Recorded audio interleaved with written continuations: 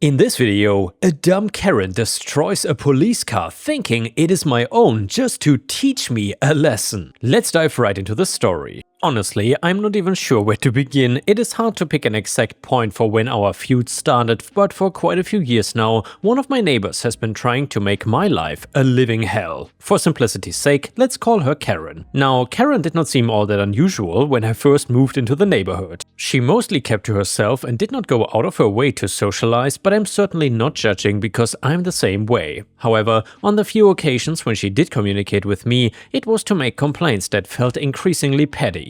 For example, the first incident was when part of my fence suddenly collapsed and I was too busy to deal with it immediately. I did not have any dogs, which meant I was not worried about them getting out of my yard, so I figured it was not an immediate concern. However, when I got a letter on behalf of the neighborhood, but from Karen in particular, I understood her point. The ruined fence section was definitely an eyesore, so I went ahead and made fixing the fence a priority and then got it done. A few months after that, my lawn ended up getting a little overgrown after I neglected it for a few weeks. Once again though, Karen sent me a letter saying that my lawn was making the whole neighborhood look bad, and now I did still understand her point and she was probably right, but it felt like she was being a little petty this time. The fence had been a genuine issue, but a lawn with an extra inch or two was hardly the end of the world, and besides, I ended up mowing it before it became outrageous anyway, but like I said, this escalated over time. The next time she pestered me, it was because I had my car parked in the driveway rather than in my garage.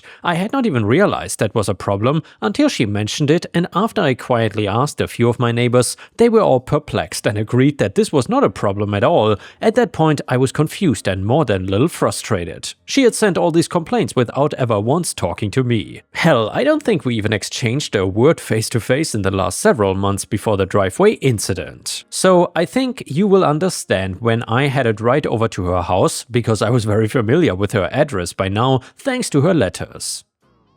She did not answer the door immediately. I knocked politely and then I waited. I knocked a little more insistently and then I waited some more. I checked to make sure that her car was indeed in her driveway. Apparently her rules only applied to me and not her, and then I knocked again. After 15 minutes, she answered with the most exasperated look on her face. She even went so far as to roll her eyes right in front of me, and then she asked what could possibly be so important that I had to bother her. I tried to keep my temper in check, and I think I did a pretty good job, but I could not help myself regarding the driveway. I asked if I was the only one who had to keep my car in my garage. Karen looked outright offended at my question and then sputtered something about her garage being full, so she has no choice but to park her car in her driveway. It was nothing like my situation according to her. As to how she had any idea what my situation was or whether my garage was full, I have no idea. I suspect she just always gives herself the benefit of the doubt, but never gives it to anyone else. I realized that this conversation was not going to go anywhere, so I decided to just head home and try my best to ignore her nonsense. Since I'd started talking to a few other neighbors about my problem,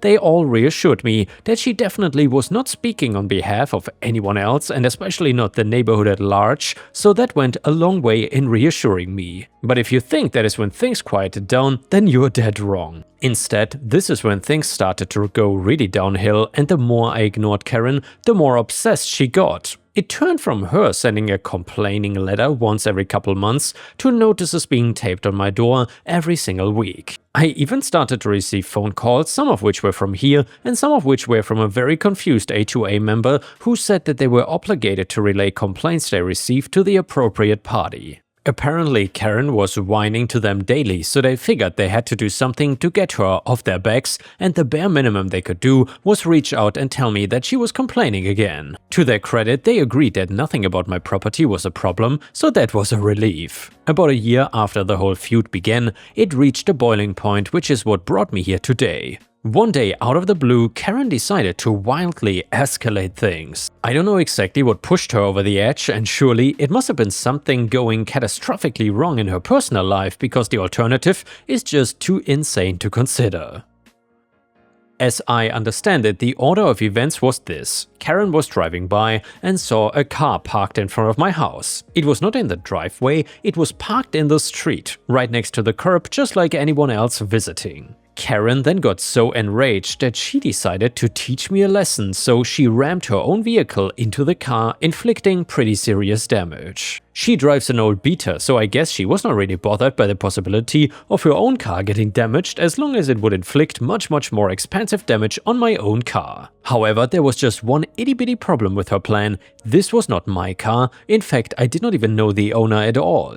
As it turns out, the car belonged to a police officer who was stopping by to visit a friend who happens to live next door to me, and they were having a chat on the patio when all this happened, so they got a perfect view of the entire thing unfolding. And for the cherry on top, this was not the officer's personal car, this was an unmarked police car, and it was a pretty nice model to boot. I think that last detail might have been what pissed Karen off the most. It's very easy to imagine that she saw this spotless, expensive car sitting in front of my house and thought that I must have bought myself a shiny new toy. She simply couldn't help herself and her desperate urge to destroy anything I might like. Let me tell you, the police car was brutalized. It was not actually totaled, but the damage to the driver's side door was enormous and it looked like an absolute mess. Karen hit the gas and crashed into it as hard as she could, so even though she didn't have all that much space to get good momentum going, she still managed to slam into the car with a lot of force. Now, I was actually at home when this happened, but I was inside, so the first thing I heard was the crash. I raced outside wondering what Karen had done to my house this time, only to be extremely confused by the sight of an enraged officer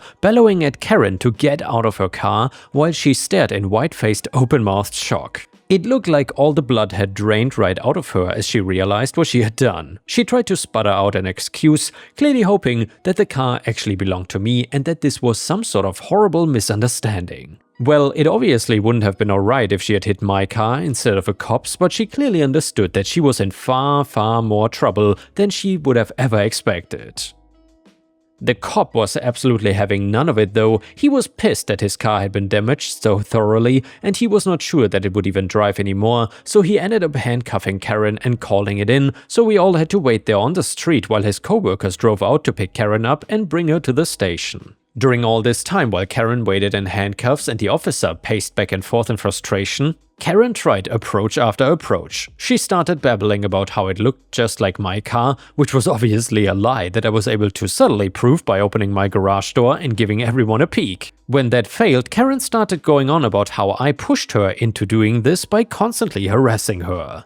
That caught the officer's attention, and then he started wondering if there was maybe more than one crime at play here. However, my neighbor, the friend that he'd been visiting, quickly cleared that up and explained the lengthy feud to the officer. He gave a lot of detail about how Karen had been badgering me for months and months about random minor issues. If there was any harassment going on, Karen was the perpetrator and I was the victim. Karen desperately tried to claim that he was lying and that the whole neighborhood was against her, which made the officer's mind up real quick. She was already laying the groundwork for claiming that each and every member of the neighborhood was lying when they confirmed my story, but the officer saw right through that.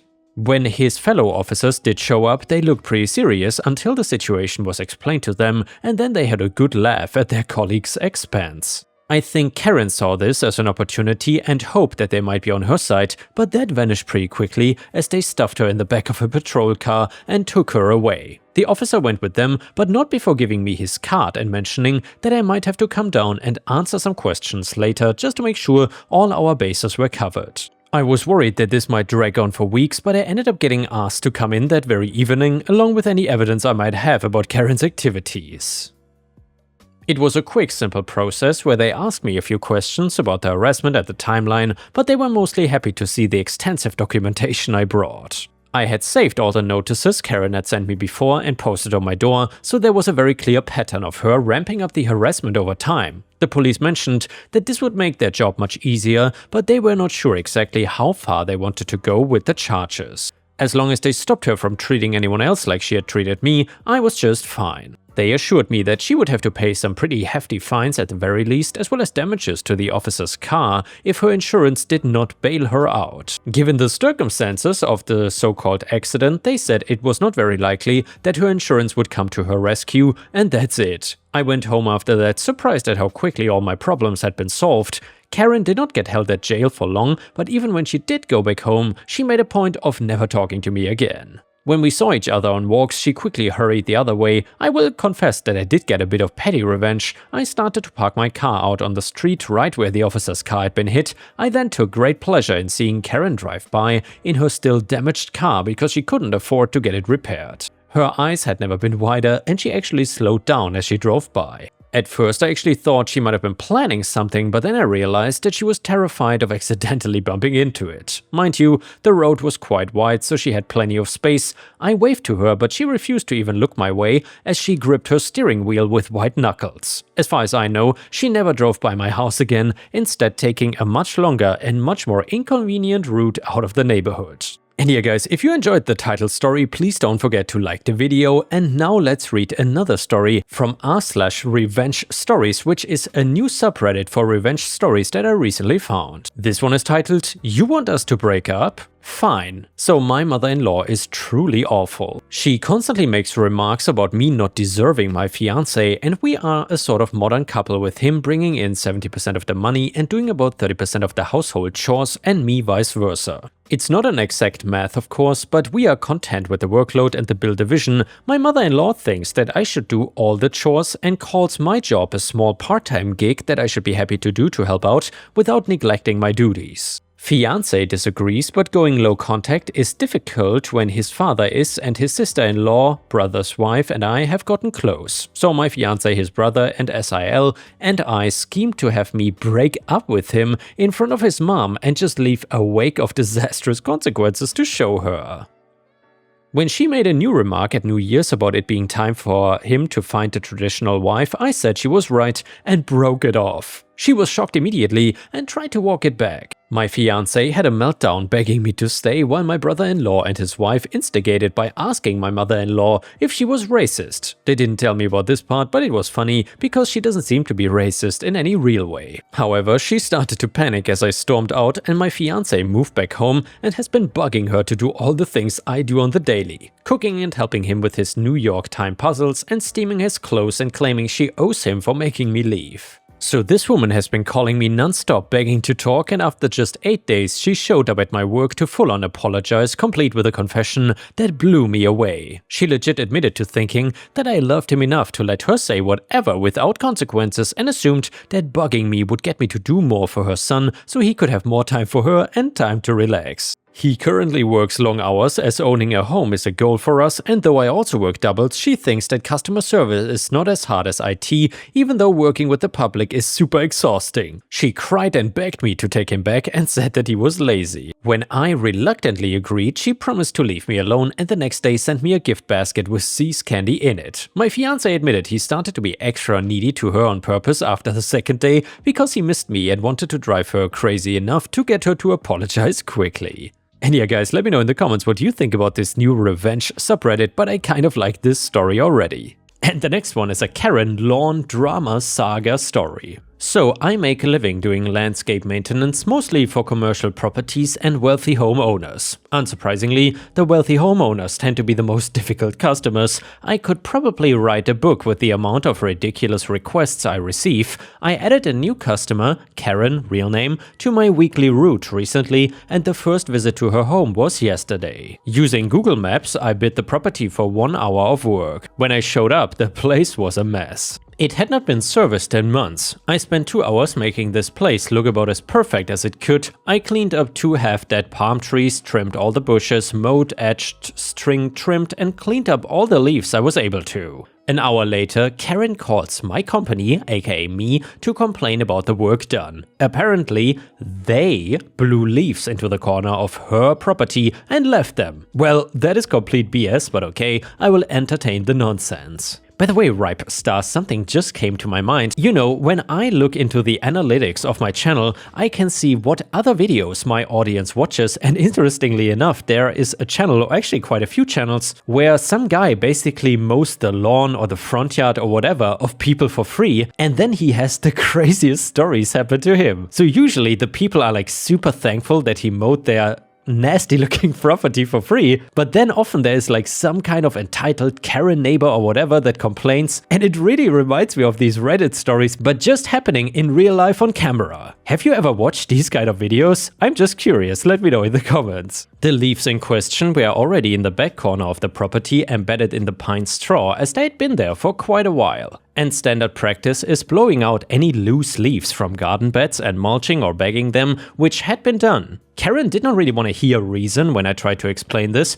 and insisted that I send someone out to get the remaining leaves. So I went back and got every leaf off of her property, including over 75% of the pine straw. Of course, she called again to complain about her missing pine straw, at which point I reiterated the same thing I told her before. I let her know I'd be happy to replace the pine straw for $400. And well, I have not heard back yet. Update to the story: so a week after the events in my initial post happened, I got a call from Karen. She asked if I was still willing to do the pine straw job for $400. I told her I would have no problem with it, but asked why she would want to use my services again when she wasn't satisfied with my prior work. Apparently, this lady discontinued services from 3 other landscape companies in the area and was having trouble finding anyone to do the job.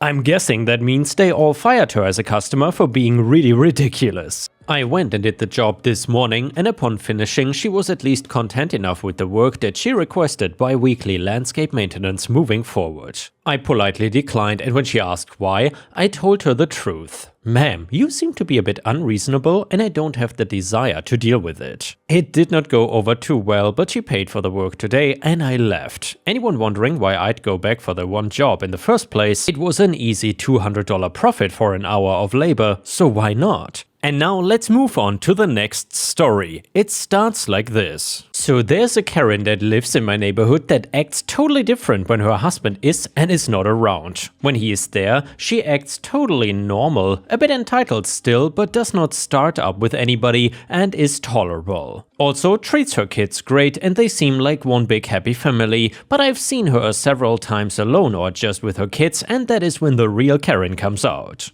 I once saw her at the grocery store making some teenagers stocking shelves basically cry because they did not have something that she wanted. Ignoring the fact that obviously this kid does not order stock, you just don't yell at people. Not to mention her daughter, who is only like 5, was with her and watching her mother swear and be a horrible person. Like, great role model abilities, Karen. Usually I mind my own business and I'm not one to get involved with things like that. That changed when I saw how she decided to punish her kid one day for misbehaving. They were leaving like a kid play place that is in a shopping center. I was next door, which is a nail salon, and leaving when I saw them coming out. Also at some point I saw Karen in there getting her nails done. And since her husband was not there, she 100% left her 5-year-old in the play center alone, which is not allowed to get her nails done. I heard her daughter crying and screaming because she didn't want to leave, and then screaming because she wanted ice cream, and Karen said no. I cannot blame a 5-year-old for having a tantrum, especially when I don't know the kid. She could have been overtired or overstimulated. Or more likely, just acting like mommy does when she doesn't get her way. Anyway, Karen decided to teach her daughter a pretty cruel lesson. So basically her daughter at that point has sat herself down on the sidewalk and was refusing to get up. So Karen decides to leave without her,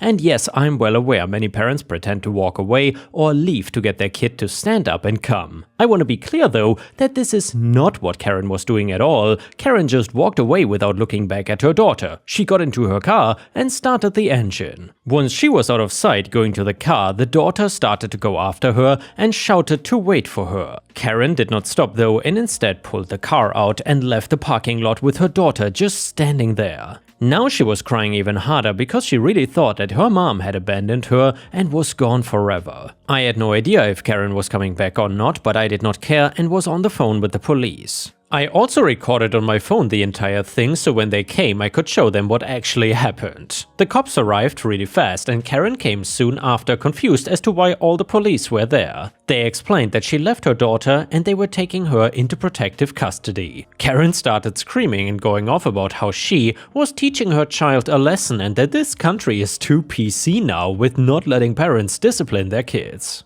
Karen saw me too and confronted me asking if I was the bitch that called the cops on her. I told her yes, and I would do it again, knowing that she was going to come back. I even told the police that she left her kid in the other store alone to go get her nails done. Karen was furious, but I was allowed to leave, so I did think that things were over. However, it was far from that. Karen started stalking me, both in person and on social media. She made a ton of fake accounts to comment on my public posts and insult me, me, I found her driving up and down my block watching me, and I was starting to get creeped out. This went on for weeks with me not knowing if I should call the police or just ignore it because she was not trespassing and was more of a nuisance than a danger.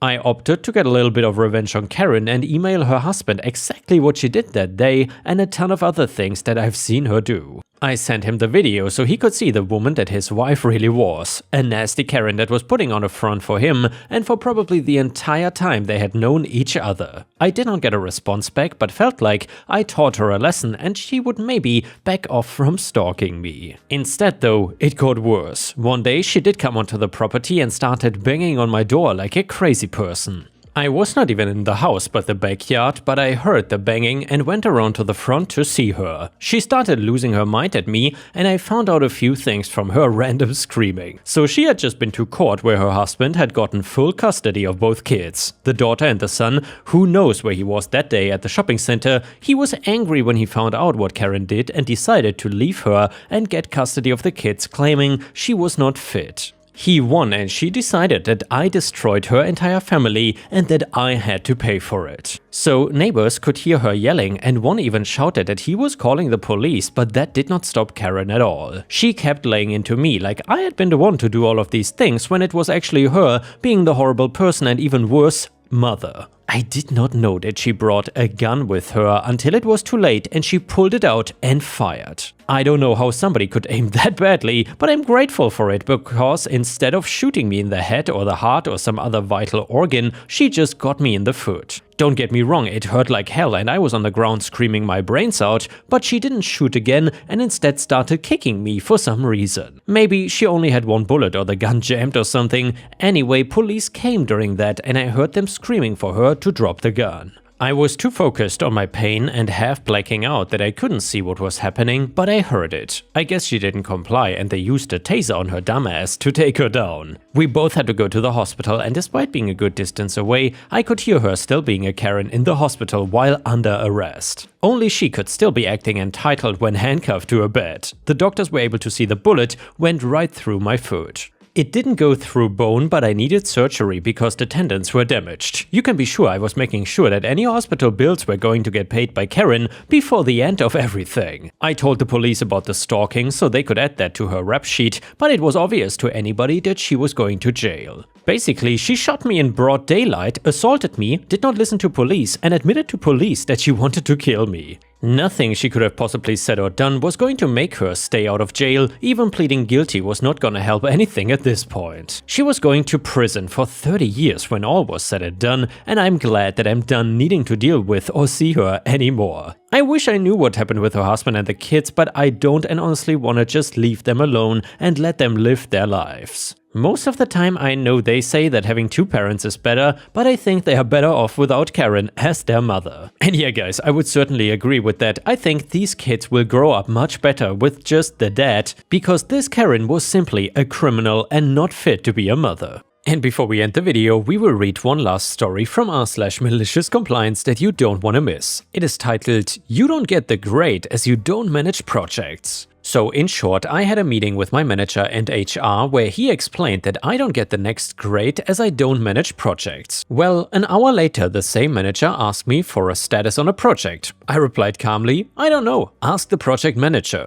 The manager responded, "Don't be like that, I haven't got anyone else." I just said, "Well, that's not my problem. You were very clear with HR that I don't manage projects." Strangely, that particular manager left the company and no one missed him. And yeah guys, thank you so much for watching. I will see you again tomorrow.